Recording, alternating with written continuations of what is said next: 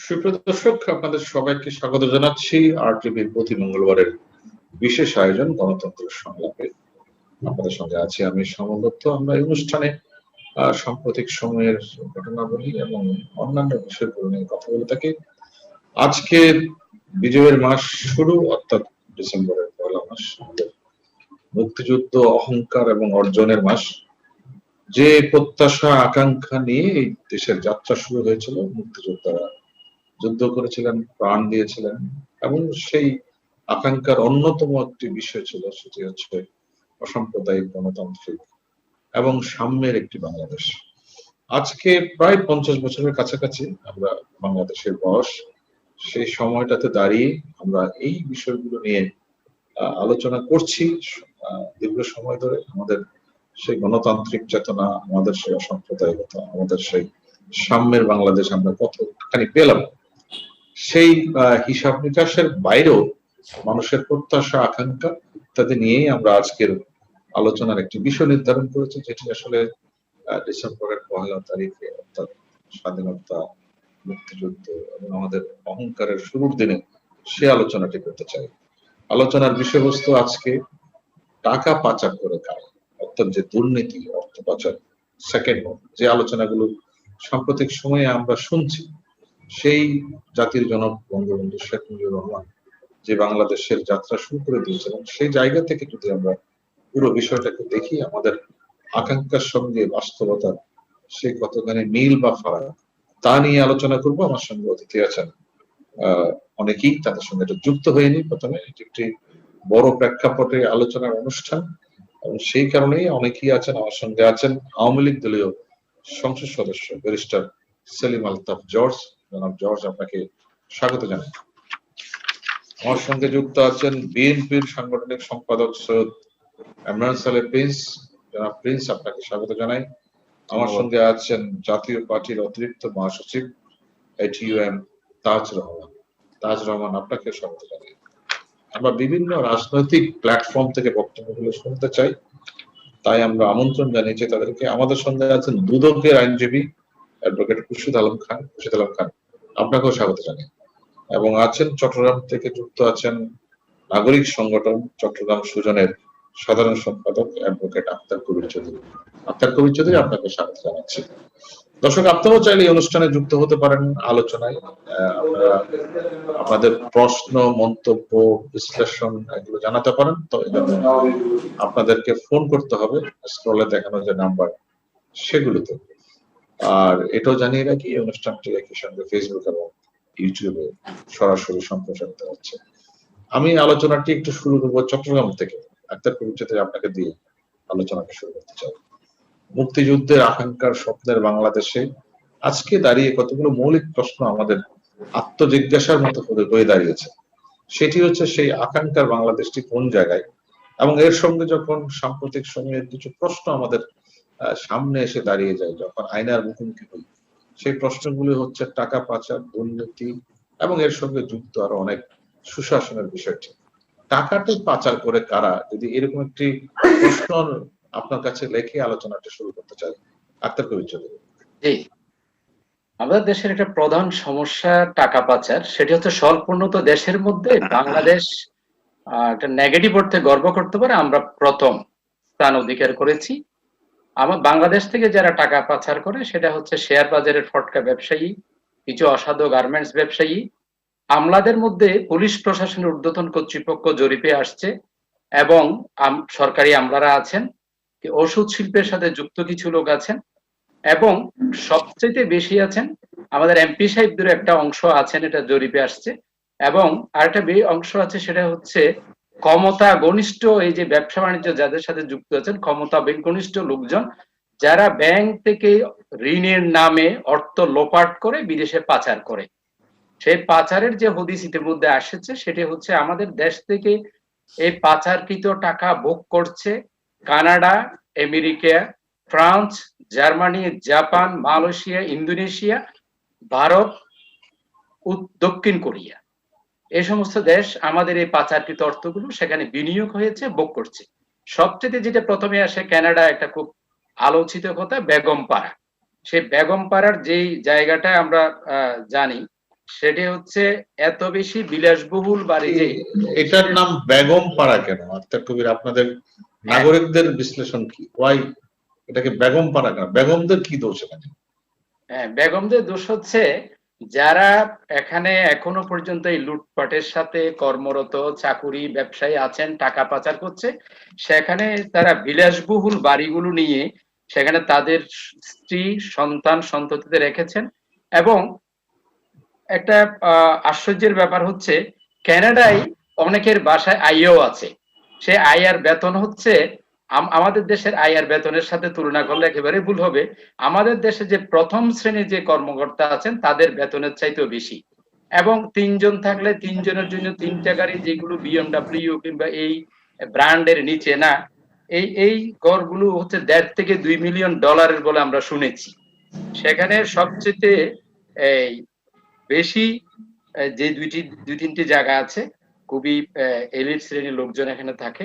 সেখানে আমাদের মধ্যে বিশেষ করে যারা আমলা, পুলিশ প্রশাসনের ঊর্ধ্বতন কর্তৃপক্ষ, এবং এটা করার পিছনে সেটা হচ্ছে অ্যাকাউন্টেবিলিটির একেবারে মাননীয় পররাষ্ট্রমন্ত্রী কিন্তু বলেছেন আমলাদের সংখ্যাই বেশি রাজনীতিবিদের বেশি। চাইতে। হ্যাঁ, শেষে ওনাদের একটু ব্যাখ্যাতে এটা আসছে, কিন্তু কথাটা হচ্ছে এই যে আমাদের যেটা ফিনান্সিয়াল যে ইন্টেলিজেন্ট আছে, সেই ইন্টেলিজেন্সই কিন্তু জানে কিছুই করছে না।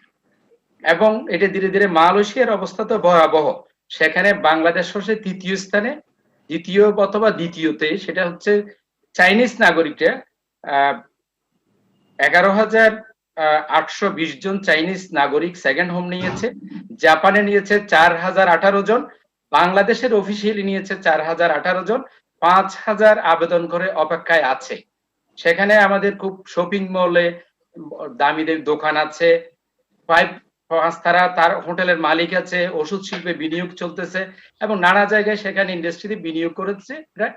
কিন্তু এই যে টাকাগুলো নিয়েছে এখান থেকে, গড়ে যদি এই লোকগুলো টাকা নেয় 4,000, যদি আমি 18 জনও ধরি যারা টাকা নিয়েছে, সেগুলো বৈধ পথে কেউ নেই। 12 কোটি টাকা করে ধরলো, আসলে কত টাকা নিয়েছে হিসাব নাই। বিভিন্ন জরিপ সংস্থার তথ্য অনুযায়ী যদি 12 কোটি করে ধরি, তাহলে 48,000 কোটি টাকা আমাদের দেশ থেকে সেখানে নিয়ে গেছে। এরকম করে যে প্রথমত এই হিসাবগুলো আপনি সোর্স কি যে আপনি তথ্য দিলেন? হ্যাঁ, সোর্স গুলো হচ্ছে ওয়াশিংটন ভিত্তিক যে জিএফআই, যে সেই সোর্স, ওরা সেটা প্রত্যেক বছর একটা সারা পৃথিবীতে টাকা পাচার নেই ওরা এটা জরিপ করে, সেই জরিপের তথ্য অনুযায়ী এই তথ্যগুলো আপনি পেয়েছেন। আমি আপনার কাছে আসবো আক্তার কবির চৌধুরী। আমি একটু খুরশিদ আলম খান, আপনারা এই বিষয়গুলো নিয়ে অনেক কাজ করছেন এবং বিদেশ থেকে অর্থ আনার কাজ করছেন, যারা দুর্নীতিবাজ তাদেরকে বিচারের কাঠগড়ায় দাঁড় করানোর একটি কঠিন কাজে লিপ্ত আপনারা, এবং অনেকেই আপনাদের তদন্তাধীন আছেন, অনেক এমপি, মাননীয় রাজনীতিবিদ, ব্যবসায়ী, আমলা, নানা শ্রেণী পেশার লোক। আপনার অবজারভেশন কি বলে পুরো বিষয়টাতে? জি, থ্যাংক ইউ ভেরি মাচ। দেখুন, আপনার প্রশ্নটা ছিল টাকা পাচার করে কারা। আমি কোনো প্রফেশনালিজমকে বলতে চাচ্ছি না, টাকা পাচার করে তারাই যাদের কোনো দেশপ্রেম নাই। আর মিস্টার আক্তার হামিদ চৌধুরী সাহেব যেই সংখ্যাটা বললেন, সেটা আসলে 2015 সনের একটা ডাটা, গ্লোবাল ফাইন্যান্সিয়াল ইন্টিগ্রিটি। সাম্প্রতিক তাদের কোনো ডাটা নাই। 2015 সনের সেই ডাটাটাই তারা আবার নতুন করে দিয়েছে, এবং তাদের ডাটার মধ্যেই অনেক কিছু আপনার কিন্তু কন্ট্রাডিকশন আছে, সেগুলো আমরা কালেক্ট করেছি, ওগুলোর উপর কাজ হচ্ছে। আর উনি আরেকটা কথা বলেছেন, ফাইন্যান্সিয়াল ইন্টেলিজেন্স ইউনিট এগুলি জানে। এটা জানার কথা কিভাবে জানে? নাম্বার 1, আমার জানার কিছু পদ্ধতি আছে, আমার কিছু দেশে আইন আছে, আমার ইন্টারন্যাশনাল কিছু ট্রিটি আছে। আমি জানলেই সবকিছু করতে পারবো না, আমাকে ট্রিটি মেনটেন করে চলতে হবে। যেমন একটা ট্রিটি আছে, আমরা 132তম সদস্য, সে 132তম সদস্য হিসাবে বর্তমানে সেখানে সদস্য সংখ্যা 165। এই সদস্য সংস্থার প্রাইম আপনার ট্রিটি হলো, আমি কোনো জিনিস ডিসক্লোজ করতে পারবো না, কোনো ডাটা আমি ডিসক্লোজ করতে পারবো না। আমি যদি ডাটা ডিসক্লোজ করি তাহলে আমার সদস্যপদ থাকবে না, যেটা নাইজেরিয়ার হয়েছে। এবং আমি সেগুলো একটা সময় পর্যন্ত আদালতেও দাখিল করতে পারবো না। আমাদের আদালত একটা সুমোটো রুল ইস্যু করেছেন। একটা হলো so far relates to P K Halder's case, P K হালদারের সর্বশেষ অবস্থান কি, আপনারা কি, আমরা কি জানি। আরেকটা হলো বিদেশে যারা টাকা পাচার করে নিয়ে যাচ্ছে সে সম্পর্কে বিআরএফআইর কাছে কি আছে, আমাদের কাছে কি আছে, এবং সেই সূত্র ধরে আমাদের কাছে যে ডাটা আছে সেটা আমরা স্পেসিফিক ভাবে through mutual legal assistance report, এটাকে এমএলএআর বলে, আমরা সেই দেশে জানতে চাই। সেই দেশ যখন আমাদেরকে তথ্যপত্র পাঠায় তখন আমরা সেটার সূত্র ধরে অনুসন্ধান করি। আমার কিন্তু ডাটা ছাড়া আমি দুর্নীতি দমন কমিশন বলেন, বিএফআইইউ বলেন, কোনো প্রসিড করার কোনো স্কোপ আইনে তাকে দেয়া হয়নি, এবং তাকে সেই একনট ট্রিটি, কাক United Nations corruption against crime, যেটাকে আনকাক বলি, আর মিউচুয়াল লিগ্যাল অ্যাসিস্ট্যান্স অ্যাক্ট, আমাকে এই 3টা আইন মেনে চলতে হবে। এই 3টা আইনের বাইরে গিয়ে আমি যে তথ্যপত্র পাবো সেটা অ্যাডমিসিবল ইন এভিডেন্স হবে না।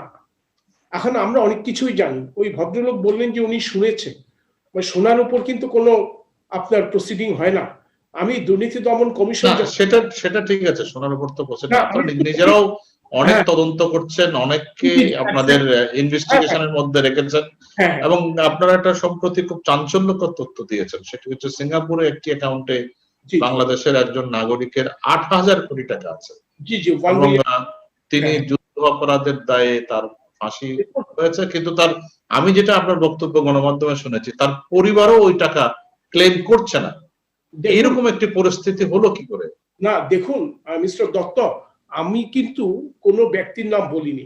না, আমিও কোনো ব্যক্তির নাম উচ্চারণ করিনি আপনার। আর না, আর যুদ্ধ অপরাধী শব্দটাও আমরা বলিনি। আমি বলেছি যে একটা ট্রায়ালে বাংলাদেশের ডেথ সেন্টেন্স হয়েছে। বিদেশি মানে যাদের টাকা থাকে সেই টাকাগুলোর কিন্তু কিছু টার্মস এন্ড কন্ডিশন থাকে। টার্মস এন্ড কন্ডিশন বলতে যদি আনক্লেম টাকা হয়, একটা পার্টিকুলার পিরিয়ডের মধ্যে সেটা ক্লেম করতে হবে।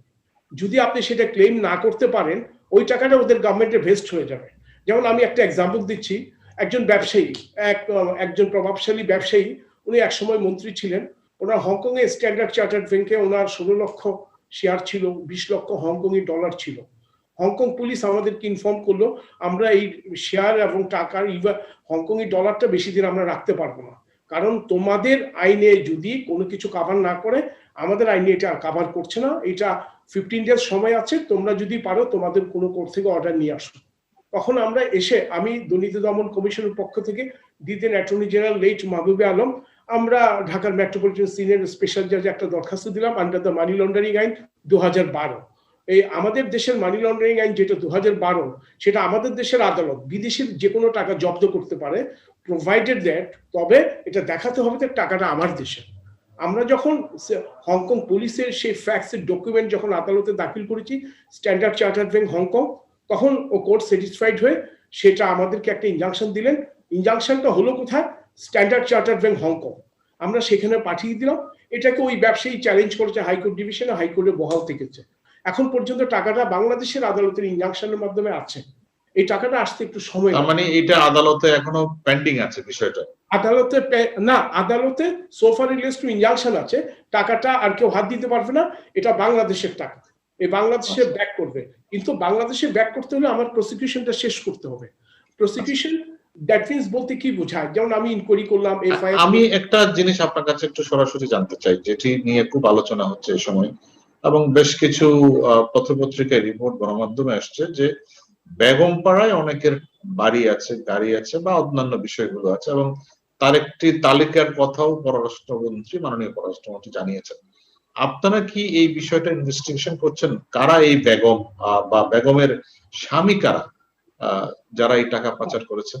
হ্যাঁ দেখুন, আমি তো আগেই বললাম আপনাকে, আমাদের ট্রিটি অনুযায়ী, ইন্টারন্যাশনাল ট্রিটি অনুযায়ী কারো নাম পাওয়া যাবে না, তবে যথেষ্ট সংখ্যক বাংলাদেশি আছে। সিঙ্গাপুর, মালয়েশিয়া, অস্ট্রেলিয়া, কানাডা, এই 4টা দেশে এখন টাকার ফ্লোটা বেশি। অন্যান্য যে দেশগুলি আছে, যেমন মার্কিন যুক্তরাষ্ট্র, মার্কিন যুক্তরাজ্য, ব্যাংকক, দক্ষিণ কোরিয়া, ওখানে এখন টাকার ফ্লোটা কম। একসময় ছিল ওখানে। আমাদের মিউচুয়াল লিগাল অ্যাসিস্ট্যান্সের রিপোর্টের মাধ্যমে এখন দেখা যাচ্ছে লাস্ট 2 ইয়ার্স ওখান থেকে ডেভিয়েশন হয়ে এখানে চলে আসছে, মানে Singapore, Malaysia, Canada and Australia. তাই এখানে আমরা যেটা পেয়েছি তথ্যপাত্র, অবশ্যই অবশ্যই অত্যন্ত ভয়ঙ্কর ব্যাপার। আমি কোনো প্রফেশনালিজমের নাম বলতে চাচ্ছি না। এটা আমাদের জন্য উদ্বেগের ব্যাপার যে এই অস্ট্রেলিয়া, কানাডা, সিঙ্গাপুরের মতো দেশে যদি টাকা পাচার হয়, মনে করি টাকাটা তারাই নিয়ে যায় তাদের, মানে যাদের কোনো দেশপ্রেম থাকে না। He may be public servant, he may be politicians, he may be businessman, he may be banker, ওই জন্য হাইকোর্ট যে সুমো রুলটা ইস্যু করেছে সেখানে আমাদেরকে বলে দিয়েছে public servant slash bankers slash politician মানে স্ল্যাশ বিজনেসম্যান, তুমি চারটা ক্যাটাগরির আমাকে ব্যাখ্যা দিবা। আমরা সেই ব্যাখ্যার জন্য তথ্যপাত্র চাচ্ছি, আশা করি 17 তারিখ আমরা যতটুকু পারি ব্যাখ্যা দিব। তো এটা সোজা কথা, তারাই টাকাটা পাচার করে বা নিয়ে যাচ্ছে যাদের দেশপ্রেম নেই। আমি সাম্প্রতিক একটা এক্সাম্পল দিচ্ছি, আপনাকে বুঝতে পারবেন। আগে টাকা পাচার হতো ভিন্ন নামে, হুন্ডির মাধ্যমে। হুন্ডি কিন্তু একটা মিডিয়া ছিল, হুন্ডির মাধ্যমে টাকা পাচার। এই গত 7 দিন আগে দুর্নীতি দমন কমিশন একটা মামলা করেছে এবি ব্যাংকের, 3টা মামলা। এবি ব্যাংক ইনভেস্টমেন্টের নামে 236 কোটি টাকা দুবাইতে পাচার করেছে, এবং তার সঙ্গে তার MD, managing director, high officials, banker involve. তা আমার প্রশ্নটা হলো, যদি বাংলাদেশ ব্যাংক এখানে যদি ইনিশিয়ালি ডিটেক্ট করতো ওই 236, এই একটা ব্যাংক যখন টাকা পাঠাচ্ছে তখন বাংলাদেশ ব্যাংকের ছাড়া তো পাঠায়, অনুমোদন ছাড়া তো পাঠায়নি। তো বাংলাদেশ ব্যাংকের কাউকে কি এই দুর্নীতির সাথে যুক্ত করেছেন?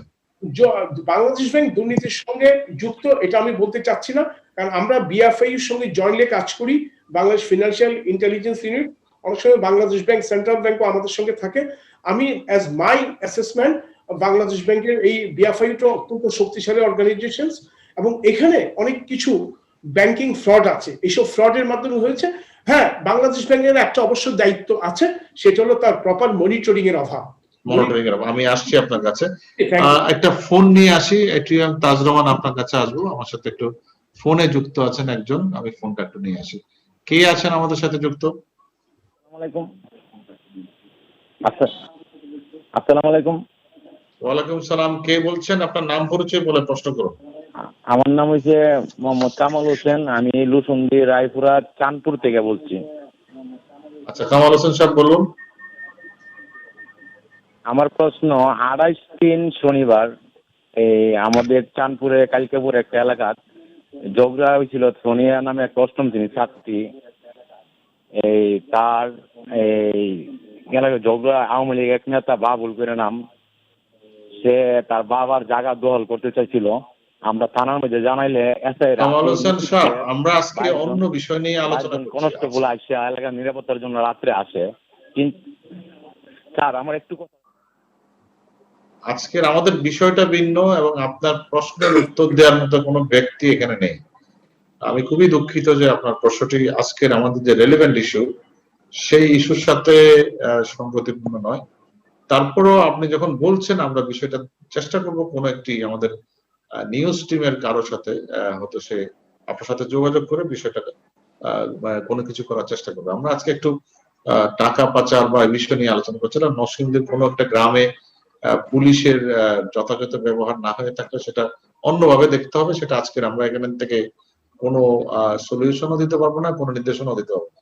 এটিএম তাজ রহমান, আপনি শুনছিলেন এবং একটি কথা যেটি খুরশিদ আলম খান বলছিলেন, যাদের ভিতরে দেশপ্রেম বলতে কিছু নেই তারা এই টাকাগুলো পাচার করে। এই যে রাজনীতিবিদ, ব্যবসায়ী কিংবা এই যে সমস্ত তালিকার কথা বললেন খুরশিদ আলম খান, এটা আমাদের জন্য শুনতেও বেশ লজ্জার বিষয়। আপনাদের কিরকম অনুভূতি হয়? এটিএম তাজ রহমান। ধন্যবাদ দাদা, বিজ্ঞ আলোচকদের এবং আপনাকে সহ যারা প্রোগ্রাম দেখছেন সবাইকে সালাম এবং শুভেচ্ছা। দেখেন, খুরশিদ আলম সাহেব যেটা বলছেন ওনার সাথে আমি এটাতে একমত, যে যারা বাইরে টাকা পাচার করছে, কোনো ক্লাস বা কোনো গ্রুপ কারো নাম উনি বলেন নাই, যারাই টাকা পাচার করছে এরা তো দেশপ্রেম না। দেশপ্রেমের তো প্রশ্নই আসে না। আজকে ডিসেম্বরের 1 তারিখ বিজয়ের মাসেই আমরা আজকে টাকা পাচার নিয়ে 50 বছর পরে আলোচনা করছি সবাই বসে এখানে। আমাদের টাকা এমন ভাবে পাচার হচ্ছে, এটা টাকা পাচার হওয়ার পিছনে কিন্তু কারণ আছে। তো আপনাকে রুটসে যেতে হবে, কারণটা কি? এই কারণের মধ্যে একটা কারণ কিন্তু আপনি আমাদের পলিসির মধ্যেও আছে। একটা মানুষ বাইরে যদি যেতে চায়, আগে ছিল $5,000 বছরে, এখন $10,000 নিয়ে গেছে, তার বেশি নিতে পারবেন না। ওই 10,000 টাকা নিয়ে ফ্যামিলি সহ যদি সিঙ্গাপুরে যায়, তার তো 2 দিনে 3 দিনই শেষ হয়ে যাবে শুধু হসপিটালের বিল দিয়ে। তাকে এই টাকাটা সে লিগেলি নিতে পারবে না। একটা দুর্বল পয়েন্ট আছে আমাদের দেশে, প্রথম আমি বলি। দ্বিতীয় হলো, বহির্বিশ্বে ওয়েস্টার্ন ওয়ার্ল্ডে কিন্তু এই টাকাটা পাচার হয় কি মাধ্যমে জানেন? এটাকে বলা হয় offshore banking and offshore investment. 2009-এ আমি লন্ডনে ছিলাম, যখন আপনার G20 সামিট হয়েছিল। Gordon Brown was the prime minister of UK, Barack Obama আমেরিকার প্রেসিডেন্ট ছিলেন। তারা ইমার্জেন্সি একটা কন্টিনজেন্সি মিটিং করলো যে গ্লোবাল ক্রাইসিসটা কিভাবে মোকাবিলা করা যায়। তারা কিন্তু তখন এই অফশোর ব্যাংকিং এ হাত দিতে চেয়েছিল, কিন্তু জানেন আপনি এই G20 মধ্যে অর্ধেক ওয়ার্ল্ডের হেভিওয়েট লিডার গুলাই কিন্তু G20 অফশোর ব্যাংকিংটা বন্ধ করতে একমত হয় নাই, এটাতে হাতই দিতে পারলো না তারা। ওয়ার্ল্ডের গ্লোবালি যত ফাইন্যান্স আছে, ট্রানজাকশন হচ্ছে, তার 2/3 ইজ মানে হেল্ডিং ইন দি অফশোর অ্যাকাউন্ট। কিন্তু অফশোর ব্যাংকিং এর যেটা হচ্ছে, কিছু ক্যারিবিয়ান আইল্যান্ড আছে, কিছু দেশ আছে, কেন সিঙ্গাপুরে আছে, দুবাইতে আছে, সিঙ্গাপুর আছে, আপনার দুবাই আছে, কিন্তু সুইসে আছে। আমি সেটাতে আসতেছি আপনার কাছে একটা একটা করে। এটার মধ্যে থেকে আমাদের যারা আছে বিজনেস করে, তারা এলসি তে ওভার ইনভয়েস করে টাকা নেয়, যেটা বাংলাদেশ ব্যাংকের ধরার কথা, ধরতে পারছে না, ইনিশিয়ালি ডিক্টেট করতে পারছে না। তারপরে আসে anti corruption, LC invoice over করে মার্কিং করে, যেখানে ব্যাংকাররা ইনভলভ থাকে, সেখানে এই টাকাটা বাইরে পাচার হয়ে যাচ্ছে। আমাদের বেগমপাড়া যে টাকাটা গেল, কিভাবে গেল এই টাকাটা? এই যে কিভাবে গেল, আমাদের এই সোর্সটা কি, ইন্টেলিজেন্সটা কিভাবে, এটাকে বাংলাদেশ ব্যাংকের যে ইন্টেলিজেন্স যারা আছেন তারা এটা বের করবেন কিভাবে? এই টাকাটা কানাডাতে টাকাটা উড়ে যায় নাই দাদা, একটা সিস্টেমের মধ্যে গেল। এই সিস্টেমটা ডিকটেট করলেই আপনি ধরে ফেলতে পারবেন টাকাটা গেল কিভাবে। আর so long you are holding the Bangladeshi passport, আপনি টাকাটা ইনভেস্টমেন্ট যেখানেই করেন না কেন, আপনাকে কিন্তু আমাদের গভর্নমেন্ট এবং আমাদের ইন্টেলিজেন্স এটাকে কিন্তু আপনাকে ডিকটেট করতে পারবে, কোনো সমস্যা নেই এটা। এখন আমাদের মেইন ক্লোজেসটা হলো টাকা কামায় বাইরে যারা পাচার করছে। আপনি সেখানে আমাদের রাজনীতিবিদদের ডালাও পাবে এক সময় বলা হতো। 11 তারিখ আপনার যে রিপোর্টটা প্রথম আলো করলো, প্রথম আলো পত্রিকাতে বলা হলো যে 5 বছরে 2020 সেপ্টেম্বর পর্যন্ত যাদেরকে অ্যারেস্ট করা হয়েছে, তার মধ্যে 799, এর মধ্যে আপনার শুধু আমলারা যদি কর্মকর্তা বলি সেখানে আছে 390, জনপ্রতিনিধি 35, বিজনেসম্যান 157, ব্যাংকার আছে 177। এক সময় বলা হতো শুধু রাজনীতিবিদরা টাকা পাচার করে, ঢালাও ভাবে বলা হতো। 111 রাজনীতিবিদরা বলা হয়। এখন কর্মকর্তারা, সরকারি কর্মকর্তারা কি করে? এখন অন্যান্য পেশার লোকজনের টাকা কামানোর সুযোগ তৈরি হয়েছে। না, সেটা দেখেন না, আপনার মোর দেন 48% অফ দি আপনার সরকারি কর্মকর্তারা এই প্রথম আলো রিপোর্ট অনুযায়ী 2016 টু আনটিল সেপ্টেম্বর 2020 তে 390 জন ধরা পড়ছে। তার মধ্যে 48% কিন্তু সরকারি কর্মকর্তারা টাকা বাইরে পাচার করেছেন। মাননীয় পররাষ্ট্রমন্ত্রী নিজে বলেছেন জাতির সামনে মিডিয়াতে যে আমাদের সরকারি কর্মকর্তারা এটা শীর্ষে। আমাদের এই সরকারি কর্মকর্তারা তো দেশ চালাচ্ছেন। আমরা পার্লামেন্টে এক্সিকিউশন, নেতারা পার্লামেন্টে গিয়ে এমপিরা আইন করে দেওয়া হয়, এক্সিকিউশন করার দায়িত্ব দেওয়া হয় সরকারি কর্মকর্তাদের। পুলিশ প্রশাসন বলেন, সচিব বলেন, মানে যারা আছেন যে কর্মকর্তারা, তারাই যদি এখানে সেই জায়গায় দুর্নীতিতে জড়িত বেশি হয়ে যান, তাহলে তো আমাদের মেরুদণ্ডতেই ধরে গেল। আমরা কি করবো এই জাতিকে? মাননীয় প্রধানমন্ত্রী শেখ হাসিনা একাই দেশকে করা সম্ভব হবে না।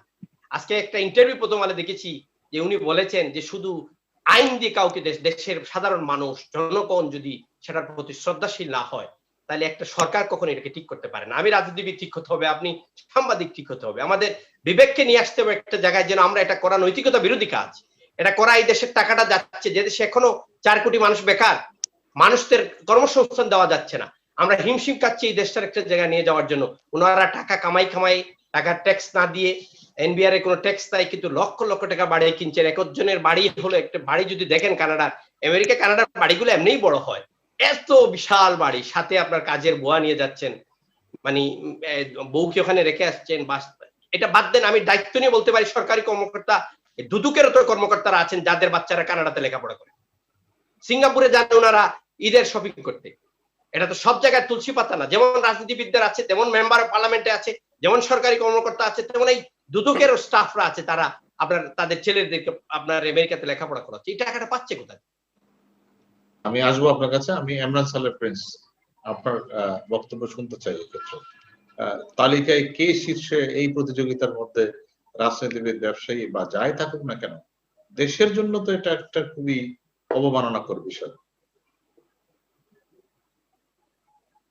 ধন্যবাদ। অবশ্যই দেশের জন্য একটা অবমাননাকর বিষয়। আজকে এই যে বাংলাদেশ থেকে টাকা পাচার নিয়ে যেসব কথাবার্তা বলা হয় বা পত্র পত্রিকায় আসছে, বিভিন্ন আন্তর্জাতিক গণমাধ্যমে যেগুলি আসছে, সেগুলো বাংলাদেশের মান মর্যাদাটা তো অবশ্যই, ব্যক্তিগতভাবেও আমরা যারা বাংলাদেশ থেকে বিভিন্ন দেশে যখন যাই বিভিন্ন সফরে, তখন যখন আমাদেরকে এসব প্রশ্নের সম্মুখীন হতে হয়, আমরাও কিন্তু বিব্রত বোধ করি এবং একটা আমাদের লজ্জায় মাথায় হেট হয়ে যায়। কোনো সঠিক উত্তর কিন্তু আমরা কেউ দিতে পারি না। তো আজকে এইরকম একটা পরিস্থিতির জন্য আমরা কিন্তু কেউই প্রস্তুত ছিলাম না, বা এখনো নাই।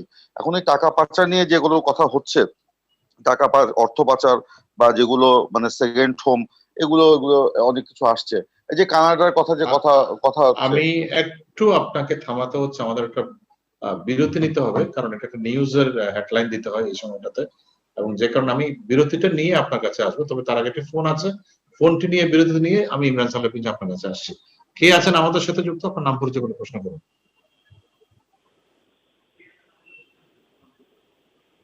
হ্যালো। হ্যাঁ, কে বলছেন? হ্যাঁ বলুন। হ্যালো, আসসালামু আলাইকুম। ওয়ালাইকুম আসসালাম। আসসালামু আলাইকুম। ওয়ালাইকুম সালাম। হ্যাঁ, আমি গাজীপুর থেকে বলছিলাম, মোহাম্মদ রফিকুল ইসলাম।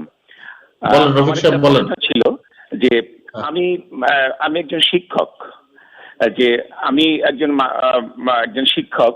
এই বাংলাদেশের যে লক্ষ লক্ষ এমপিভুক্ত শিক্ষক আছেন যারা স্বল্প বেতনে সেবা দান করে যাচ্ছেন। তো এই বাংলাদেশের প্রতিদিন যে সংবাদপত্রে দেখা হচ্ছে লক্ষ লক্ষ কোটি কোটি টাকা বিদেশে পাচার হয়ে যাচ্ছে। তো আমরা যারা শিক্ষক, দেশপ্রেমিক, দেশকে ভালোবাসি, তো এই ভালোবাসার এই অবদান আর এই অর্থ পাচার, এই দুটাকে যদি পাশাপাশি রাখেন তাহলে আপনার কোন মাপকাঠিতে বিশ্লেষণ করবেন? আর যারা অর্থ পাচার। ধন্যবাদ, আপনার প্রশ্নটি আমরা বুঝতে পেরেছি। আমরা শিক্ষকদেরকে জাতির মনে করি যে একটা মেরুদণ্ডের মতো, তারা তৈরি করছেন আগামী প্রজন্ম। নিশ্চয়ই আপনাদের অবদানের কথা জাতি স্মরণ করে। তবে এই প্রশ্নের উত্তর আমরা খুঁজবো রাজনীতিবিদের কাছে, এই প্রশ্নের উত্তর খুঁজবো আইনজীবীর কাছে, এই প্রশ্নের উত্তর খুঁজবো নাগরিক সংগঠন করে তাদের কাছে। তবে তার আগে নিতে হবে আমাকে একটা ছোট্ট বিরতি। দর্শক, গণতন্ত্র সংলাপে নিচে ছোট্ট বিরতি, ফিরবো একটু পরে। আশা করি বিরতির পর আপনারা আমাদের সবাই সঙ্গে থাকবেন।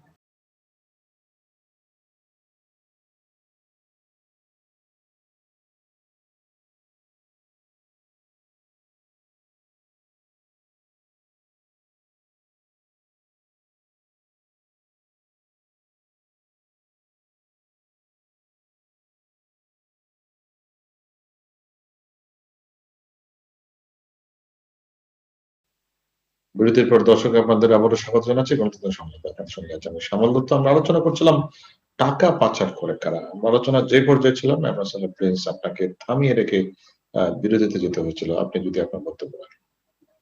আমি যে কথা বলছিলাম, যে আজকে শুধু কানাডার বেগমপাড়ার কথা হচ্ছে, কিন্তু কানাডার বাঙালি কমিউনিটিতে এমন অনেক মুখরোচক আলোচনা আছে, বা ওখানে যারা থাকেন প্রবাসী বাংলাদেশি আমাদের আত্মীয় স্বজন যারা ওখানে কাজ করে খান, তারা বলেন যে সেখানে এমন এমন অনেক পাড়ার এখন জন্ম হয়েছে, সৃষ্টি হয়েছে, যেগুলি বেগম পাড়াকে ম্লান করে দিচ্ছে।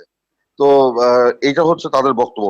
কানাডার আপনার সন্দেহভাজন যে আর্থিক লেনদেন যারা দেখভাল করে, সেই প্রতিষ্ঠানটির নাম হচ্ছে ফিনট্রাক। সেই ফিনট্রাক বলেছে গত 5-6 মাসে বাংলাদেশ থেকে যে পরিমাণ অর্থ কানাডাতে গেছে, সেটা আপনার গত 5-6 বছরেও নাকি সেরকম অর্থ সেখানে যায়নি। এবং এরকম তারা 1528টি ঘটনা তারা চিহ্নিত করেছে। এবং এইসব বিষয় নিয়ে যারা কাজ করেন, যারা ইন্টারন্যাশনাল কনসোর্টিয়াম অফ ইনভেস্টিগেটিভ জার্নালিস্টদের একটি সংস্থা আছে সেই কানাডা, তারা বলেছে তাদের কাছে 200 বাঙালিদের মানে তালিকা আছে যারা বাংলাদেশ থেকে অর্থ পাচার করে নিয়ে গেছে। তো সেখানে এরকম একটা পরিস্থিতির মধ্যে হঠাৎ করেই আমাদের পররাষ্ট্রমন্ত্রী বললেন ওনার কাছে 28টি তথ্য আছে, এবং সেখানে নাকি আপনার অধিকাংশই আপনার সরকারি কর্মকর্তা তারা অর্থ পাচার করেছে, এরকম একটি তথ্য তিনি জাতির সামনে উপস্থাপন করেছেন। তো এই যে এই কতগুলো বিষয় সামনে আসলো, এগুলোর দ্বারা কি প্রমাণিত হয় যে বাংলাদেশ থেকে কিন্তু আজকে অবাধে টাকা পাচার হয়ে যাচ্ছে। এটা কিন্তু আজকে নতুন নয়। এই যে বর্তমান জোট সরকারের একজন মন্ত্রী ছিলেন রাশেদ খান মেনন, যিনি 14 দলীয় জোটের একজন শরিক দল ওয়ার্কার্স পার্টির প্রধান, এবং তিনি মন্ত্রীও ছিলেন। তিনি কিন্তু বিভিন্ন জায়গায় বক্তৃতা করেছেন। গত 2019 সালের 28শে ডিসেম্বর একটি বক্তৃতায় তিনি বলেছেন যে গত 10 বছরে বাংলাদেশ থেকে 9 লাখ হাজার কোটি টাকা পাচার হয়ে গেছে। সেটা নিয়ে কিন্তু কোনো তদন্ত এ পর্যন্ত হয়েছে এটা আমাদের জানা নাই। সরকার তো অনেকের বিরুদ্ধে ব্যবস্থা নিচ্ছে, মামলা করছে, দুদক এখানে অ্যাক্টিভ, পাশাপাশি বিদেশ থেকে কিছু টাকা তো ফেরতও আনা হয়েছে। না, এই পাচার আপনার সরকার অ্যাক্টিভ, আমরা কখন অ্যাক্টিভ হতে দেখি যখন এগুলো ধরা পড়ে। কিন্তু এগুলো টাকা যখন বাংলাদেশে অবৈধভাবে উপার্জন করছে বা মানুষের পকেট কেটে নিয়ে যাচ্ছে বা বাংলাদেশ থেকে যখন পাচার করছে, পাচার করা অবস্থায় তো কাউকে আমরা ধরতে দেখি না। যখন এগুলো পত্রপত্রিকায় আসে বা বিভিন্ন সূত্র ধরে গণমাধ্যমে আসে, তখনই তৎপর হয়ে এই সম্রাট বা এরকম জাতীয় কিছু লোককে ধরা হয়, ধরিয়ে বলা হয় যে আমরা সব ধরছি, দুর্নীতিবাজদেরকে ধরছি, দুর্নীতিবাজদের বিরুদ্ধে জিরো টলারেন্স। কিন্তু এই যে একদিন, 2 দিন, 15 দিন, 1 মাস হয়তো আলোচনা হয়, তারপর কিন্তু সেই আলোচনা থেমে যায়। তো এখন আমি এটা বলছি যে এগুলো তো অবশ্যই আমাদেরকে ব্যবস্থা নিতে হবে, এটা তো অস্বীকার করা যাবে না। আপনার এই যে জিআইফি যেটা বলা হয়, গ্লোবাল ফিনান্সিয়াল ইন্টিগ্রিটি, তারা এই বছর আপনার মার্চ মাসে একটি প্রতিবেদন দিয়েছে। সেখানে তারা বলেছে যে মার্চ মাসে 2-3 তারিখে সম্ভবত একটি প্রতিবেদন দিয়েছে।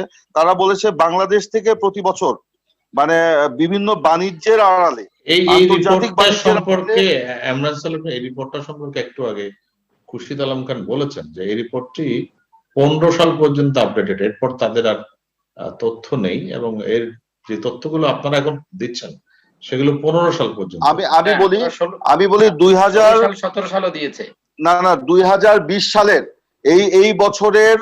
এই বছরের আপনার 4 মার্চ প্রথম আলো পত্রিকায় প্রকাশিত হয়েছে যে গতকালকে এই গ্লোবাল ফাইন্যান্সিয়াল ইন্টিগ্রিটি তারা বলেছে বাংলাদেশ থেকে প্রতি বছর 64,000 কোটি টাকা পাচার হয়ে যায়, প্লাস মাইনাস।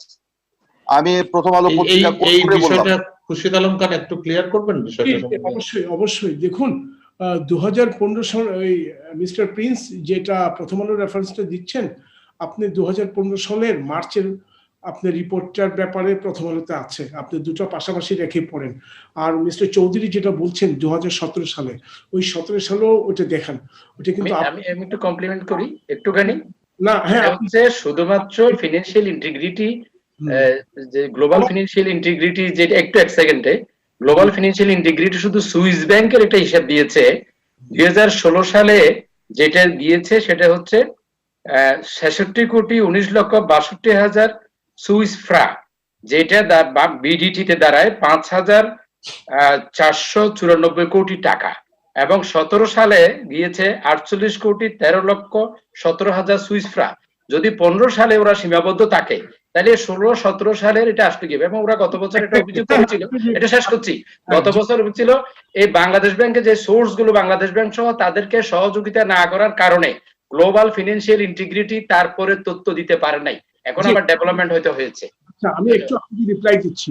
এটা জিএফআই 2 ধরনের ডাটা দিয়েছে। 2015টা আপডেট তারা করে 2020 পর্যন্ত আনতে পারে নাই।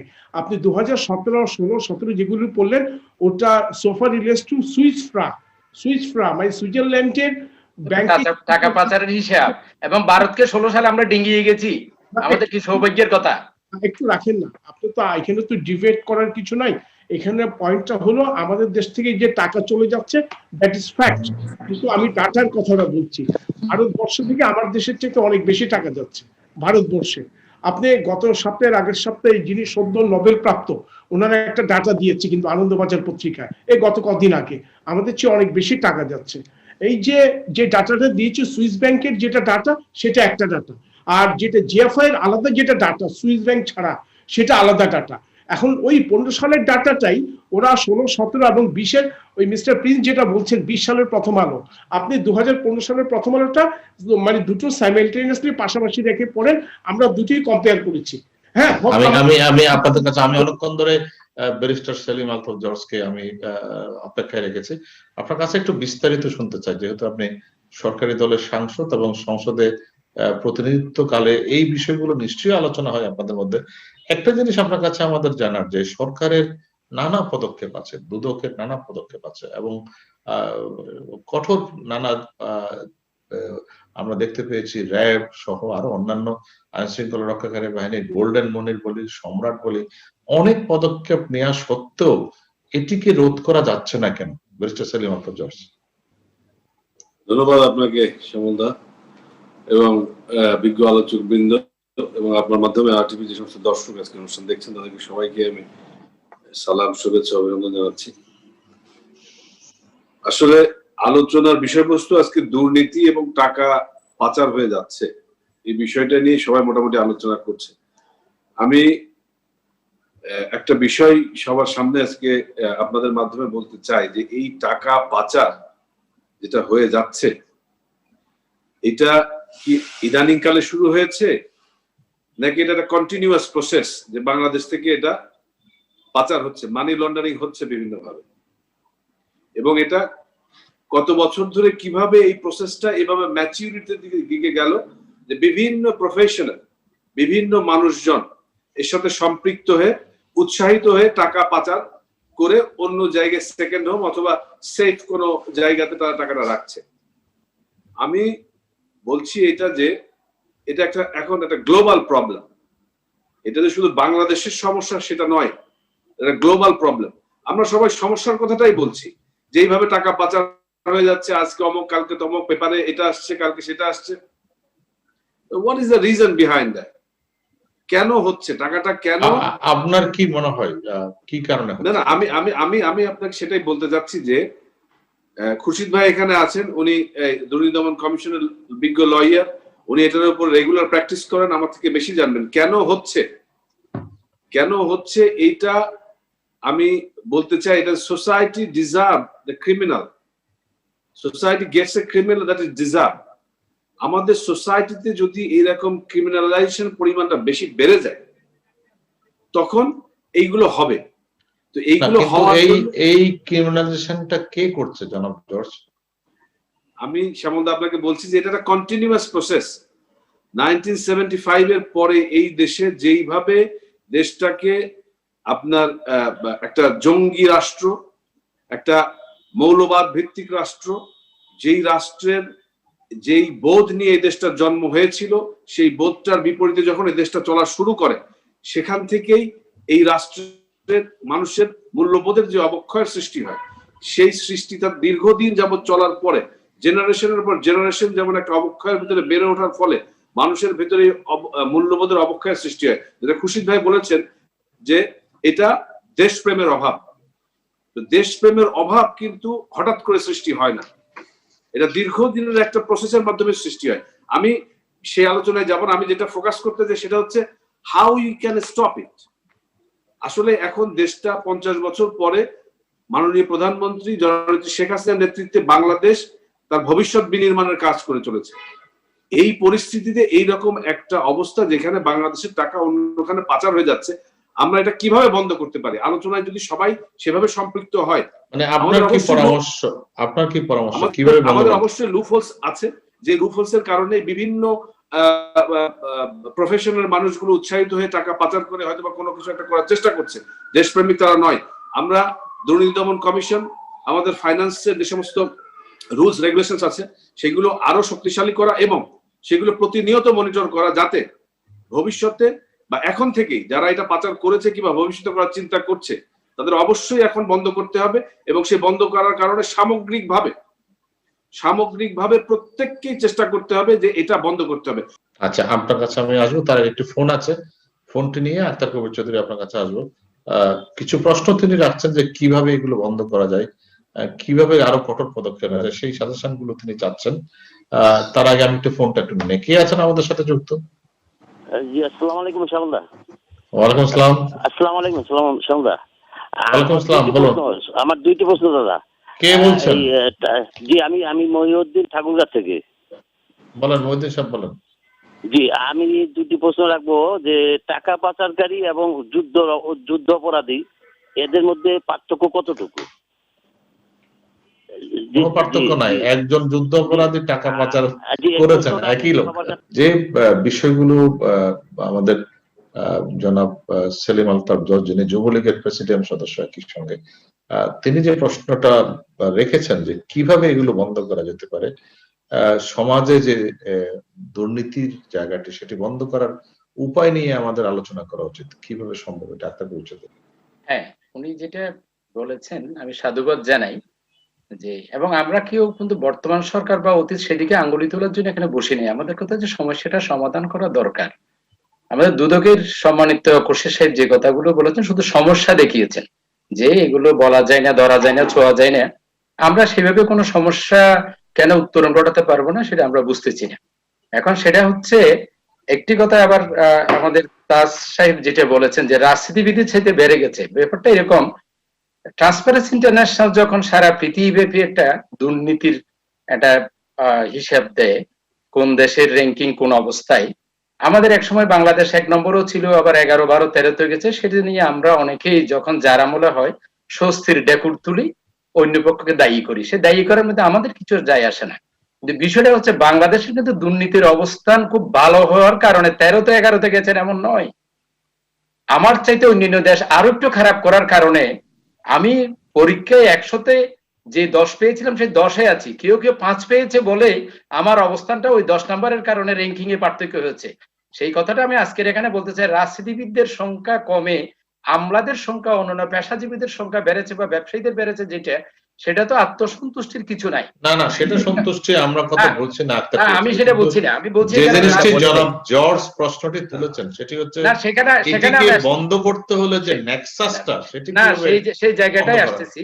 সেই জায়গাটাই আসার জন্য আমি এই কথাটা বলেছি। সেটা হচ্ছে এই, যদি রাজনীতিবিদরা সত্যিকার অর্থে সৎ হন, স্বচ্ছ হন, দেশপ্রেমিক হন, তাহলে তো এটা খুবই খুবই এটা দেশ স্বর্গ হয়ে যেত। কারণ মূল চালিকা শক্তি হচ্ছে রাজনৈতিক দল, রাষ্ট্রযন্ত্রটা পরিচালনা করেন যে সরকার, সরকারি দল আর রাষ্ট্রযন্ত্র আলাদা।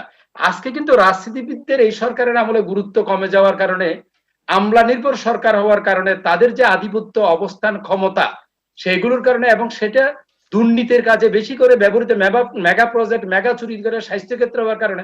যেমন আশ্চর্যের কথা হচ্ছে এই যে করোনাকে কেন্দ্র করে এই যে এপ্রিল, মে, জুন ৩ মাসে বাংলাদেশ ব্যাংকের রিপোর্ট অনুযায়ী, আমি ভিতরটা বলছি, সেটাতে বাইরেও তাই একই অবস্থা হয়েছে। সেটা হচ্ছে ৩,৪১২ জন নব্য কোটিপতি। ১ কোটি টাকার মালিককে নিশ্চয় কোটিপতি বলে না। অর্থাৎ অন্যান্য ব্যাংকে যে নতুন যারা টাকা জমা দিয়েছে, সেই ব্যাংকগুলো না পারত বাংলাদেশ ব্যাংকে যে হিসাব পাঠায়, সেই হিসাবে ৩,৫১২ জন। এবং এগুলো হচ্ছে স্বাস্থ্যখাত, সুরক্ষা সামগ্রী, ত্রাণ এবং বাণিজ্য ক্ষেত্রে। তো করোনাকে কেন্দ্র করে নতুন করে হয়েছে। এবং একই সময়ে যারা টাকা পাচার করতে পারে না তারা হয়তো বাধ্য হয়ে ব্যাংকে রেখেছে, দললে দেখা যাবে তাদের আয়রন সেফে, মাটির নিচে, বালিশের মধ্যে হয়তো আছে। কিন্তু বিষয়টা হচ্ছে বন্ধ করার, যেটা এই সেলিম সাহেব যে কথাটা বলেছেন, সেটি হচ্ছে রাজনৈতিক, সরকারি দলের রাজনৈতিক সদিচ্ছার বাস্তবায়নটা প্রধানত। আমরা যদি কালকে ৫,০০০ লোক রাস্তায় মিছিল করি, এই পাচারের যে প্রক্রিয়া এবং টাকা ইনকামের যে প্রক্রিয়া, সেটা কিন্তু জনতা বন্ধ করতে পারবে না। সেই জায়গাটাই অ্যাড্রেস করতে হবে। কিভাবে করবেন?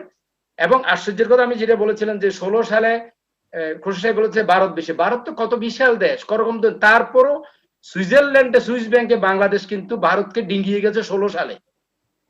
এটা কি গর্ব করবো না দুঃখ করবো? এই কথাটা বোধহয়, এই ইনফরমেশনটা বোধহয় কারেক্ট না। শেষ করি না, আমি বলবো। আপনি তথ্য, আপনাকে বা আপনার নাম্বার আমি আমার কাছে আছে তথ্য দেবো। হ্যাঁ, সেটা তো বিতর্কেরও বিষয় না। এখন বিষয়টা হচ্ছে বন্ধ করার ব্যাপারটা, সেটা হচ্ছে প্রধানত, আবারও রিপিট করি, রাজনৈতিক দলের, সরকার যারা চালান বা যারা নিয়ামক শক্তি, তাদের রাজনৈতিক সদিচ্ছা এবং সদিচ্ছার বাস্তবায়ন। সেই ক্ষেত্রে না হলে একমাত্র আমলা নির্ভরতার কারণে যারা সেখানে টাকা পাঠাচ্ছে, ওই যে আমি আবার গ্রেটার টরন্টোতে যেই রিচমন্ড হিল সবচেয়ে উল্লেখযোগ্য, সেই জায়গাটায় যারা বেগম যাদেরকে বলা হচ্ছে, এখন ম্যাক্সিমাম এরা হচ্ছে এই আমলাদের স্ত্রীরা। তাইলে এই যে আরেকটা ব্যাপার যেটা হয় যে ওভার ইনভয়েসিং কি হয় আমরা দেখি। আমি নিজেও কয়েকটা মামলা হ্যান্ডেল করেছি আমার গত ২-৩ বছরে। শেষে একটা চূড়ান্ত রিপোর্ট আসে যে কন্টেনারের ভিতর পাথর আসছে, কিছু ব্লক আসছে, ব্যাংক রিপোর্টও নিয়েছে, আর টানাটানি করে ব্যাংকের অফিসারকে, কারণ ব্যাংক ডিল করে ডকুমেন্টস, নট গুডস। এবং এটা যখন ওখানে যখন মার্চেন্ডাইজ হচ্ছে কিংবা শিপমেন্ট হচ্ছে, সেখানে ব্যাংকের গিয়ে দেখার কোনো সুযোগ নাই। কিন্তু দিন শেষে এসে দেখা যায় বড় বড় শিল্পপতি এই মামলাগুলোর শেষে এখানে যে সিআইডি কে তদন্ত দেওয়া হয়, ডিইবি কে তদন্ত দেওয়া হয়, একটা চূড়ান্ত রিপোর্ট বলা হয় যে টাকাটা নিয়ে আসছে, ভুল তথ্য ছিল, এই ছিল, নানাভাবে হচ্ছে। তাইলে ধরার জায়গাটা, আমরা যখন দড়ি বলা হচ্ছে যে জিরো টলারেন্স বলি, নানা কথা বলছি, সরকার প্রধানের আঙ্গুল যখন একজনের দিকে উঠে আমরা সবাই সেই দিকে তুলি। এবং অনেক সময় বলা হয় যে যে পাপিয়াকে ধরেছে কি সরকার প্রধানের নির্দেশ ছাড়া ধরছে? আর আশ্চর্যকতা, সেটা কি আমাদের সরকার প্রধান কি সম্মান বাড়ানো হচ্ছে? যে অর্গানগুলো আছে, দুদক বলি এবং আইন শৃঙ্খলা রক্ষাকারী বাহিনী যেগুলো আছে, তাদের নিত্য নৈমিত্তিক তো কাজ যার আছে, যে ওয়াচডগ হিসেবে যারা করবে তাদের সেটা আছে, তারা সেই দায়িত্বগুলো পালন না করে তারা বসে থাকেন কেন একটা নির্দেশনার জন্য? তাইলে সেখানে গন্ডগোল। অর্থাৎ হয় নির্দেশনা ছাড়া বন্ধ করতে ধরতে পারে না, অথবা সেই নির্দেশনাটা আসে না। এই জায়গাটায় যদি আমরা সবাই সত্যিকার অর্থে চাই, ইভেন এটা সমস্যা মনমোহন সিং ভারতেও প্রধানমন্ত্রী থাকা অবস্থায় অর্থমন্ত্রী থাকা অবস্থায় 2বার করে আহ্বান জানিয়েছিল আমার দেশে নিয়ে আসেন, আমরা ধরবো না, বিনিয়োগ করো। এই সমস্যা আছে, কিন্তু সেখানে হচ্ছে রাজনৈতিক সদিচ্ছা ছাড়া এটা একেবারে সমস্যার সমাধান হবে না। আর হচ্ছে আইন শৃঙ্খলা আদালতের এইগুলো তাদের সক্ষমতা বাড়াতে হবে, তাদেরকে স্বাধীনভাবে করতে হবে এবং দুদক ও সৎ লোকগুলো দিতে হবে। যদি এই প্রসঙ্গে একটু খুরশিদ আলম খানের বক্তব্য শুনতে চাই। যে প্রশ্নটি মিস্টার চৌধুরী মনে হয় তালগোল পাকায় ফেলছেন। বিএফআইইউ কখনো তদন্ত করে না, এটা একটা তদারকি সংস্থা। The function of the BFIU is totally different from the CID. তদন্ত করে মানি লন্ডারিং দুটো সংস্থা, একটা সিআইডি 2015 থেকে, আর দুর্নীতি দমন কমিশন আর 2016 সাল থেকে করে কাস্টমস ইন্টেলিজেন্স। বিএফআইইউ আপনাদের, এটা আমি কোনো ভুল ধরছি না, আপনাদের অবগত করার জন্য, বিএফআইইউ একটা তদারকি সংস্থা, তারা তদারক করে, তারা নিজেরা কখনো তদন্ত করেন। এক নাম্বার 2 হলো, কিন্তু আপনি যে একটু আগে বলছিলেন যে একটি ব্যাংকের যে টাকা পাচারের বিষয়টি মনিটরিং এর দুর্বলতা ছিল, সেই মনিটরিং এর দুর্বলতার জন্য বাংলাদেশ ব্যাংক কি দায়ী না? অবশ্যই দায়ী। তার মনিটরিং, তার নিশ্চয়ই লুজ 236 কোটি টাকা এখান থেকে চলে গেল। দুদক অনুসন্ধান করে এই টাকাটা সূত্রটা অফশোর ব্যাংকিং এর মাধ্যমে যে মানি লন্ডারিংটা হলো, এটা দুদককে কেন এটা বের করতে হলো? এটা তো উচিত ছিল বাংলাদেশ ব্যাংকের বের করা। অবশ্যই লুফুল আছে, তার মনিটরিং এ আপনার যথেষ্ট আস্থার অভাব আছে, মনিটরিং এর দক্ষ লোক নাই, কারণ ফিনান্সিয়াল ক্রাইমগুলি নট সো ইজি। এটা আমাদের দেশে না, পুরো পৃথিবীব্যাপী একটা বিশাল সমস্যা বর্তমানে ফিনান্সিয়াল ক্রাইমটা। এটা সবার জন্য চ্যালেঞ্জিং। হ্যাঁ, তবে তার মানে এটা না এটা রোধ করা যাবে না। এটা রোধ করতে হলে আপনি যে প্রশ্নটা, এটা রোধ কিভাবে করা যাবে? এটা রোধ দুভাবে করা যাবে। একটা হলো আইনের আওতায় এনে বিচারে সোপর্দ করে, আইনের আওতায় তাকে বিচারের মাধ্যমে শাস্তির ব্যবস্থা করা, এক্সাম্পলি পানিশমেন্ট। বাট আমাদের দেশে যে প্রসিডিউর, লিগাল প্রসিডিউর, এটা টেক্স টাইম, অনেক সময় সাপেক্ষ ব্যাপার। আর নাম্বার 2 হলো একটা পাবলিক অ্যাওয়ারনেস। ধরেন দেশপ্রেম যদি তার না থাকে, তার যদি অ্যাওয়ারনেস না হয় আমি টাকাটা কোথায় দিচ্ছি, আমি 1 কোটি টাকা যদি আমার গ্রামের বাড়িতে যদি ইনভেস্ট করতাম, অন্তত আমার 2টা আত্মীয় তো ওখানে চাকরি পেত। এই ধরনের একটা প্যাট্রিয়টিজম অ্যাওয়ারনেস যদি ডেভেলপ না হয়, এটা হতেই থাকবে। তবে আলটিমেটলি এই সমস্যাটা কিন্তু অনেকগুলি দেশ ওভারকাম করেছে এই সমস্যা। যেমন শ্রীলঙ্কা, আমাদের রেটিং এ কিন্তু আমরা শ্রীলঙ্কার উপরে, কিন্তু অনেকে হয়তো ভাবছে যে দুদক কি করছে বা সরকার কি করছে। এপিজের র্যাঙ্কিং এ আমরা ব্ল্যাক লিস্টে ছিলাম। 2013 2রা জুলাই আমাদের লিস্ট, ওখান থেকে আমাদের যেটা ক্রাইটেরিয়া ওটা পরিবর্তন হয়ে আমরা আপগ্রেড করেছি। আমরা বর্তমানে ভারতের উপরে, ইরানের উপরে, শ্রীলঙ্কার উপরে, ইরাকের উপরে। কাজেই আমাদের অবস্থান ও নর্থ একেবারে যে খারাপ সেটা না। আর ভদ্রলোক মিস্টার চৌধুরী আরেকটা কথা বললেন, টিআইবির মনে হয় একটা রিপোর্টের কথা বলছেন।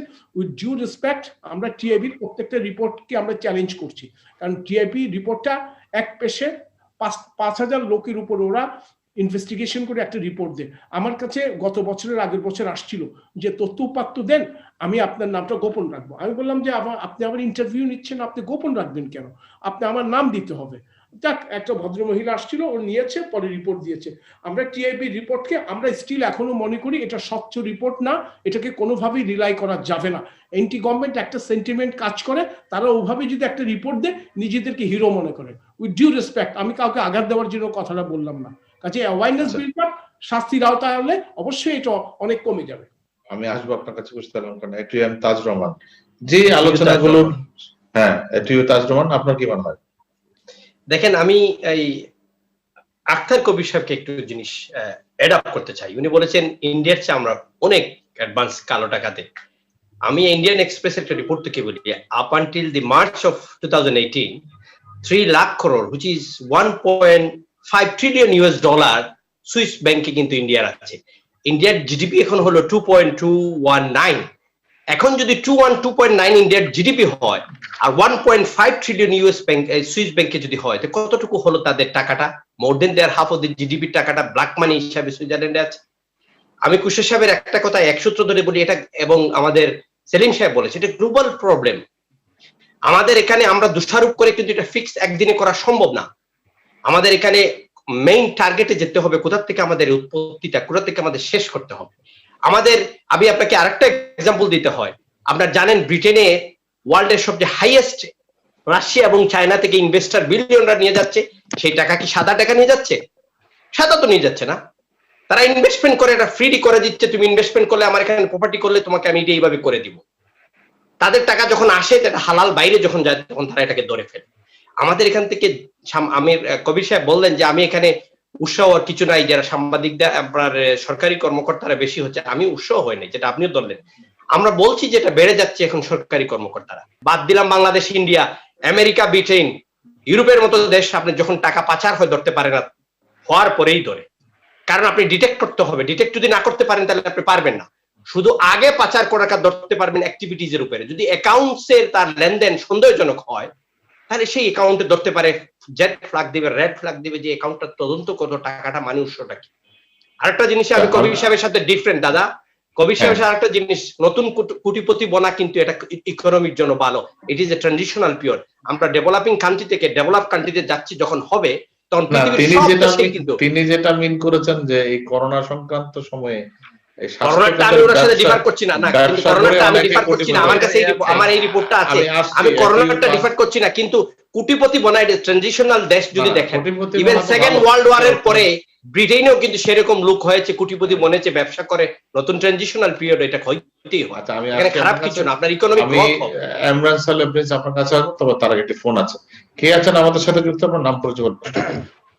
জি, আসসালামু আলাইকুম, আমার নাম রায়হান মজিদ ওয়াহিদি, আমি নাখালপাড়া শাহিনবাগ থেকে বলছি। বলুন ওয়াহিদি সাহেব, বলেন। জি, আমার বক্তব্যটা হচ্ছে সরকারি কর্মকর্তাদের যাদের পাওয়ার আছে, যারা দুর্নীতি করছে, তাদেরকে আগে আমরা দেখতাম দুর্নীতি দমন কমিশনকে ইনফর্ম করলে সেখানে ম্যাজিস্ট্রেট গিয়ে ওত পেতে থাকতেন, এবং যখনই টাকাটা দেওয়া হতো ওটা ঘেরাও করে তার পজিশন থেকে টাকাটা উদ্ধার করত।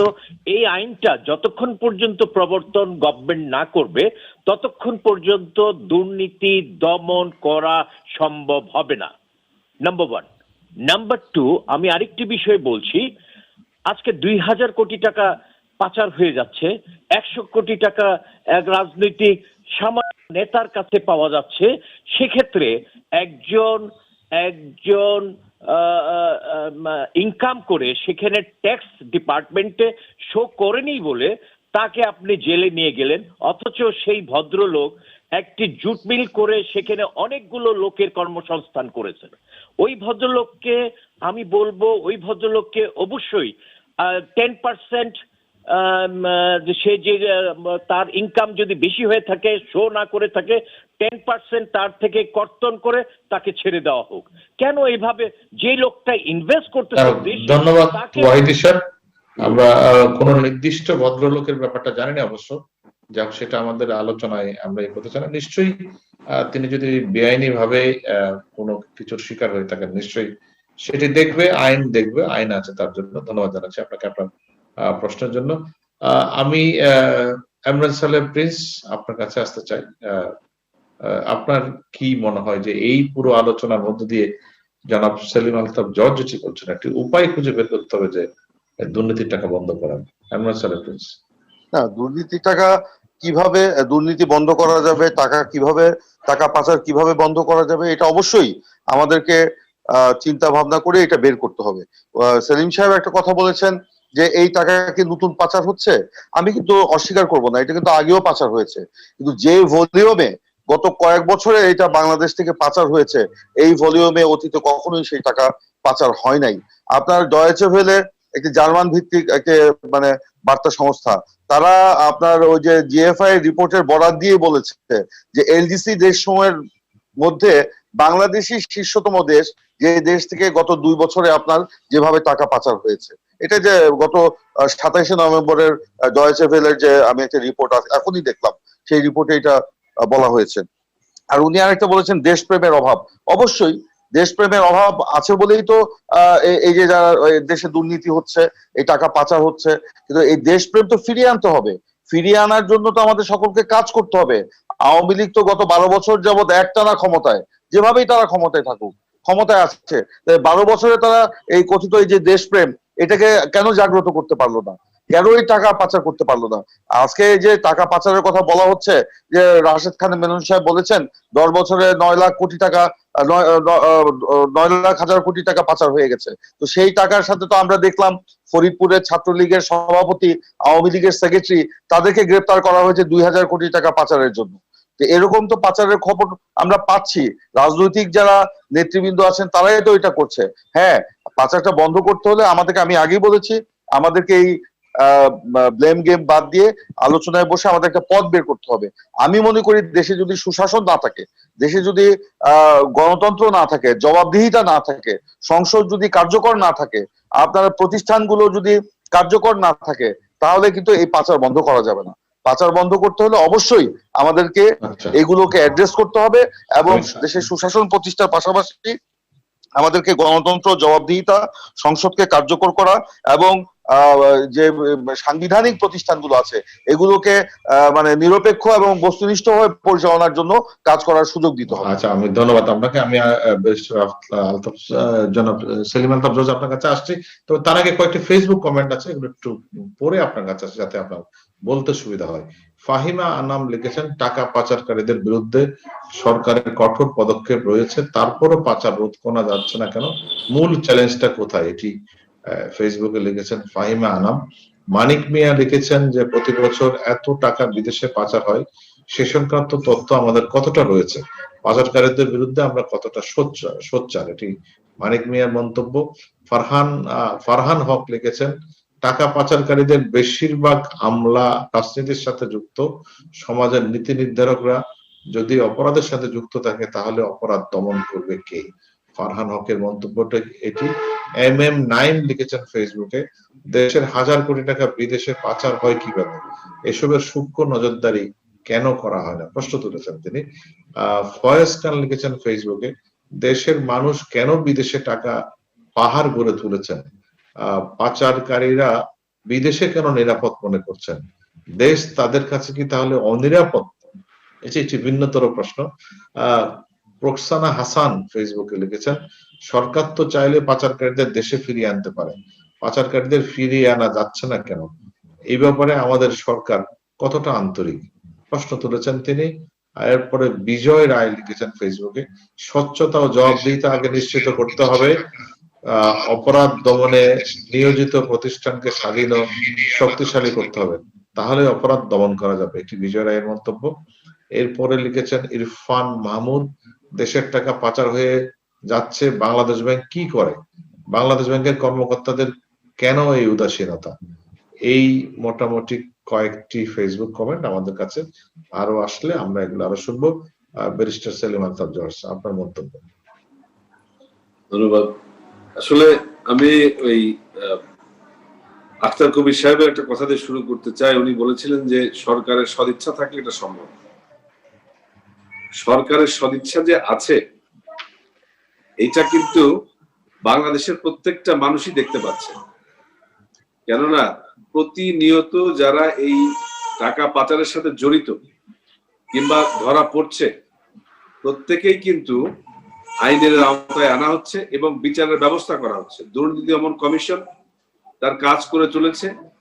যাদের নামেই আপনার এই এলিগেশনস গুলো আসছে, দুর্নীতি দমন কমিশন তাদেরকেই ধরছে। সরকারের সদিচ্ছা যে কতখানি আছে এটা কিন্তু পেপার, পত্রিকা, মিডিয়ায় প্রতিনিয়তই আসছে। ওনার প্রশ্নের জবাব আমি এটা দিলাম। আর দ্বিতীয় বিষয়, প্রিন্স ভাই যেটা বলেছেন যে কথিত দেশপ্রেমের অভাব, আসলে দেশপ্রেমটা কথিত হবে না, দেশপ্রেম মানুষের মনের ভেতরে অরিজিনালি থাকতে হবে। আমি পেছনের দিকে আজকের আলোচনায় যেতে চাচ্ছিলাম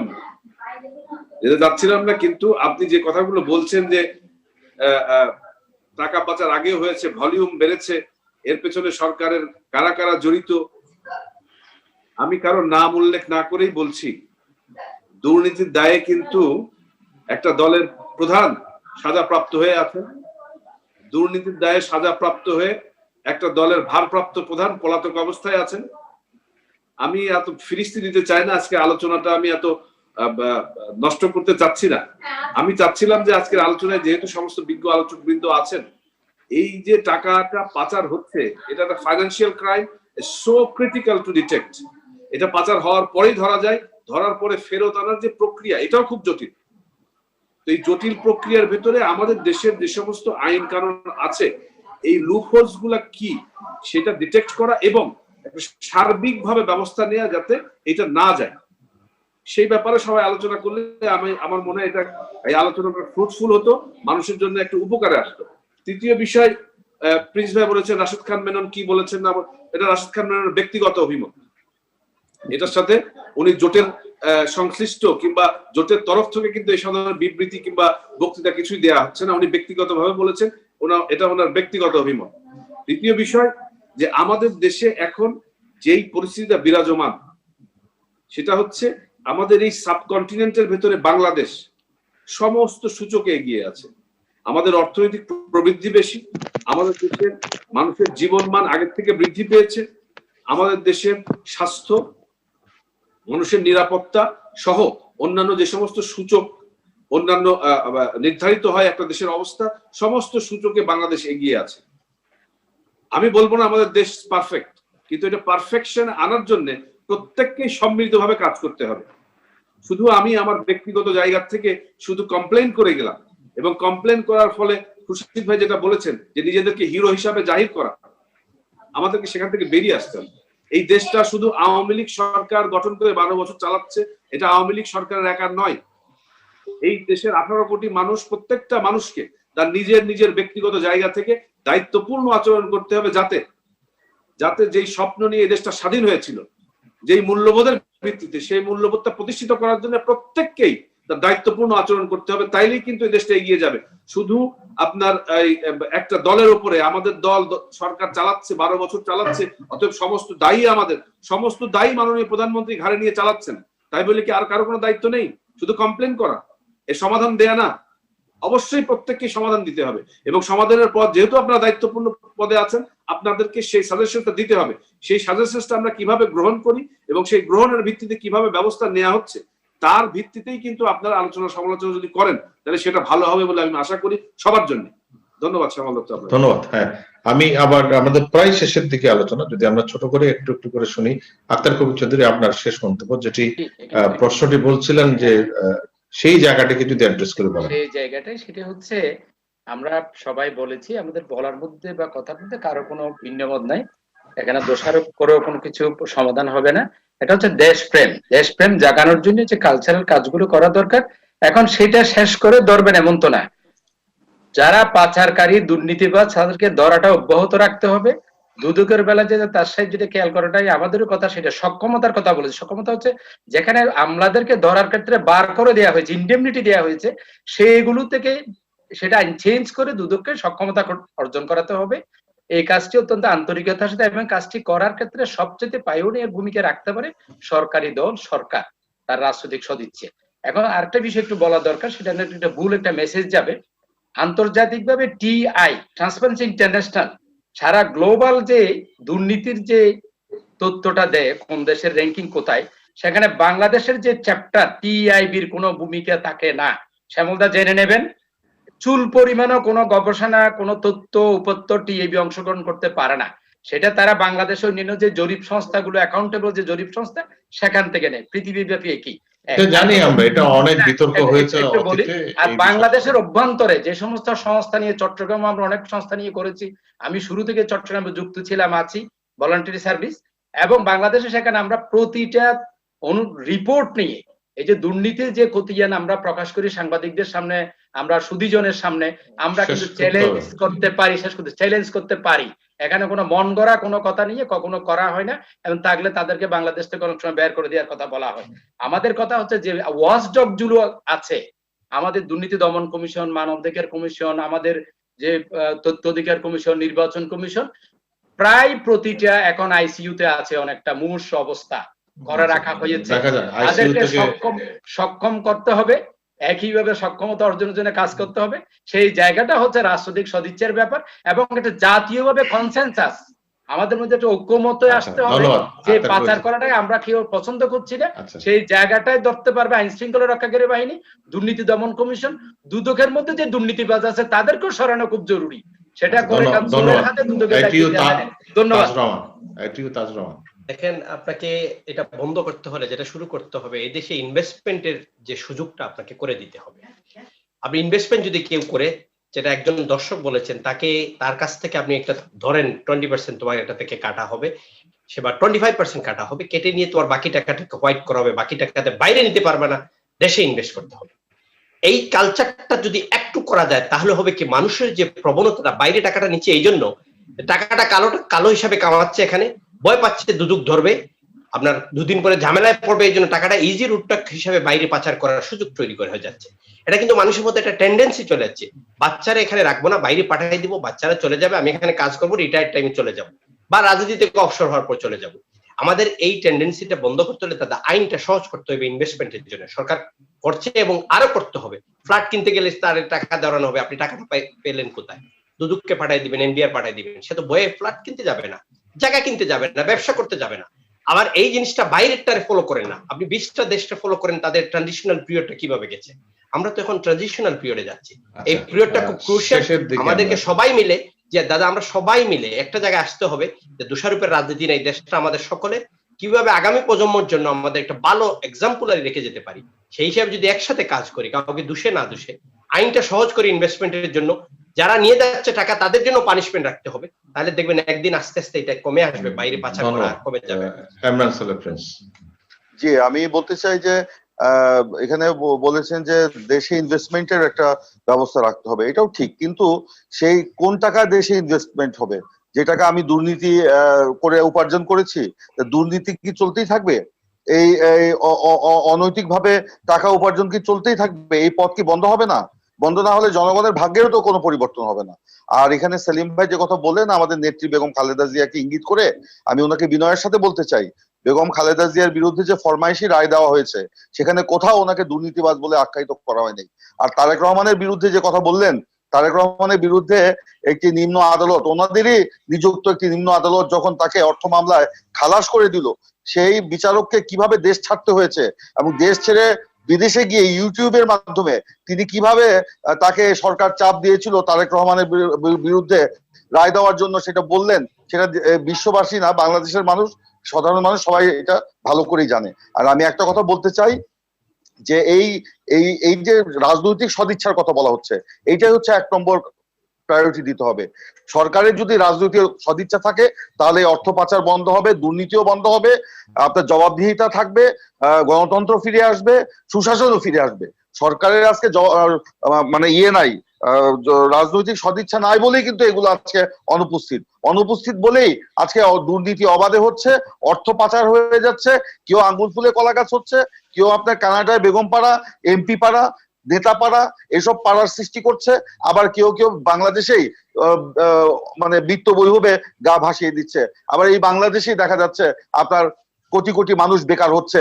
আজকে করোনার সময় তারা অভাবে অনটনে কাজ হারিয়ে শহর ছেড়ে গ্রামে যাচ্ছে, গ্রামে গিয়েও তারা কাজ পাচ্ছে না, এরকম একটা পরিস্থিতি আজকে সৃষ্টি হচ্ছে। সেলিম আলতাফ জর্জ।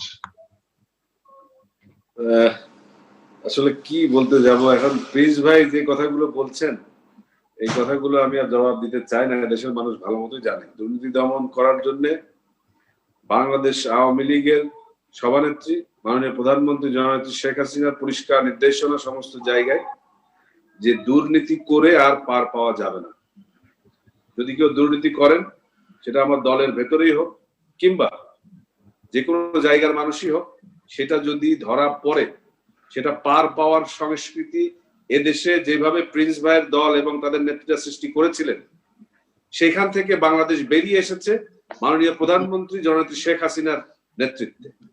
আজকে যেই দুর্নীতি করুক, যেভাবেই করুক, ধরা পড়লে তার শাস্তি নিশ্চিত করা হচ্ছে, আইনের আওতায় আনা হচ্ছে, কঠোরভাবে এর ব্যবস্থা নেওয়া হচ্ছে।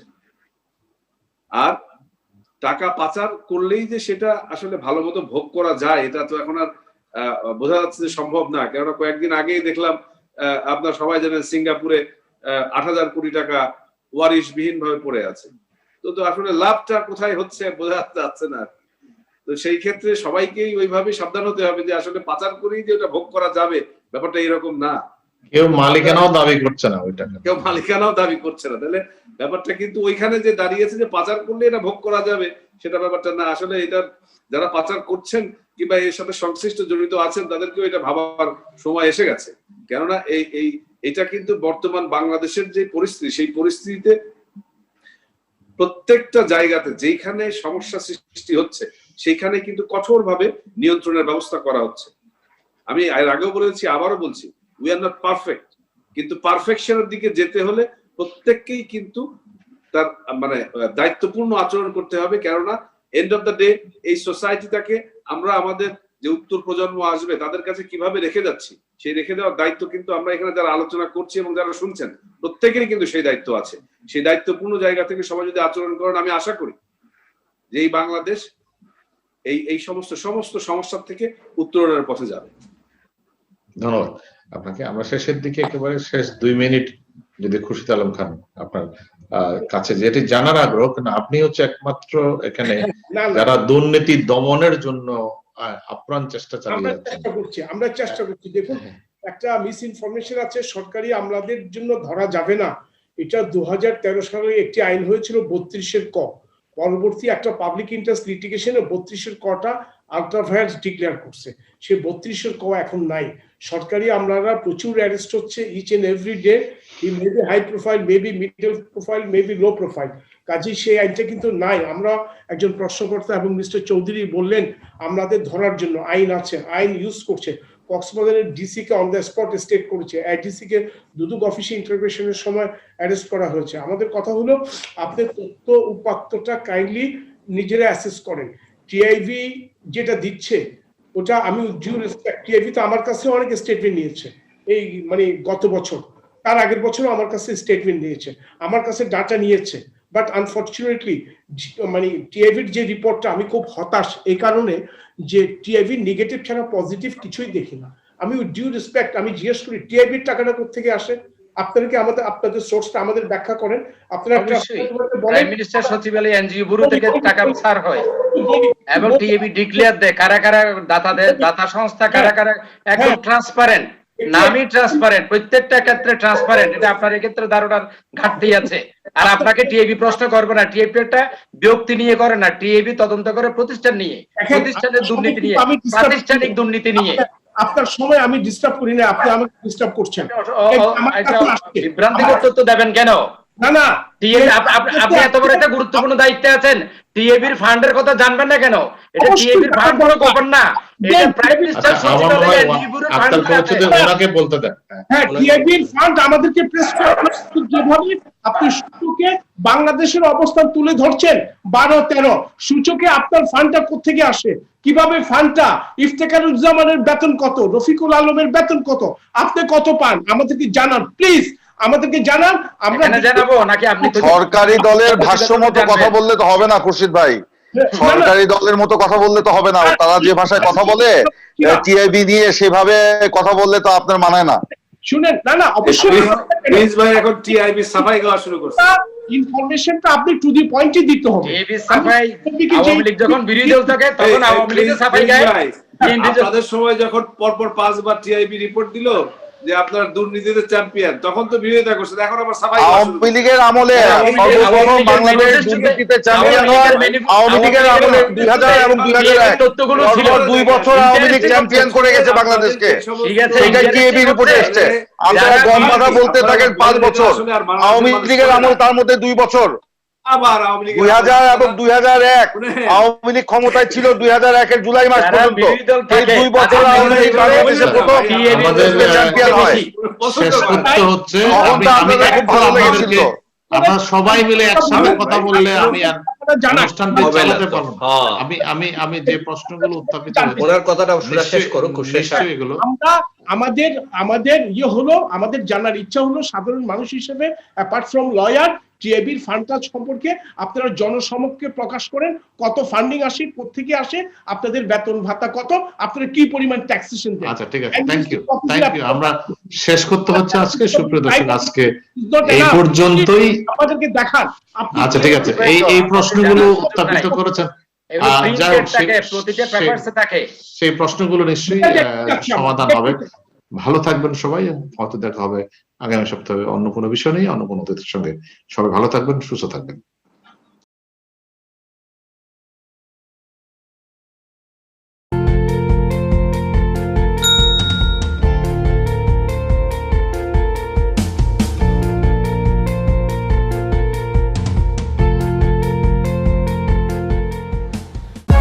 For more updates, subscribe